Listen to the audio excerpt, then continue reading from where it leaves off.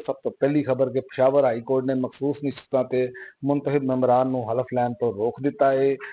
उन्होंने कहा है कि KPK जे तरीके इंसाफ की हुकूमत है तो इत्थे भी इन्हों निश्चित सीटां नहीं मिलणगियां, हैरत का इजहार किया उन्होंने। और उस तो इलावा इमरान खान ने तहरीक का ऐलान करता है। इमरान खान ने कहा 27वीं आईनी तरमीम लाई जा रही है, इस तो बेहतर है कि बादशाही निज़ाम कायम करता जाए। उन्होंने कहा पार्टी 10 मुहर्रम के बाद गुलामी के निज़ाम के खिलाफ तहरीक शुरू कर दे।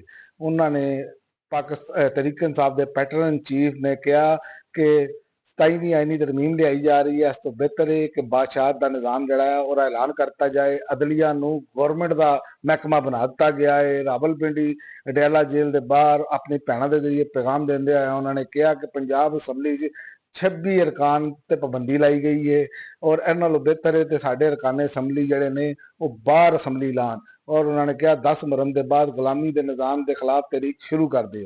उन्होंने कहा क्योंकि कौम नूं गुलाम बनाया जा रहा है, गुलाम बनने नालों बेहतर है कि सारी जिंदगी मैं जेल च रह लवां।